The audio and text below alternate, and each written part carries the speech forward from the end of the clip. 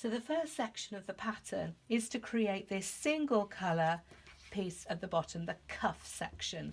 And you can see that this is the same on both sides. This is the beauty of brioche. It creates a double-sided fabric, these lovely ribs that stick out, and they're the same on both sides. What you have here is something that it is quite literally a double-sided fabric.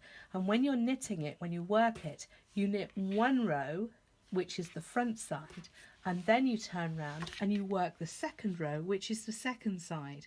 And what that means is you have to work 2 rows. You have to work one and then back again to make 1 row of fabric.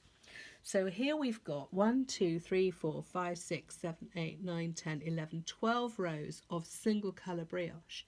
That was worked 24 times backwards and forwards.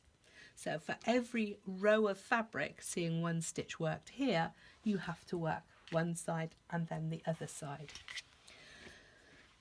This is repeated as you go up. Even when you're working 2 colour, you are going to have to work one side and then the other side.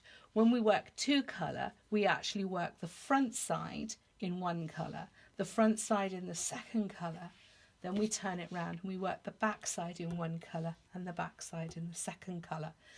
That's a little more complex, but it's fine. It's a repetitive 4-row pattern and you'll get the hang of that.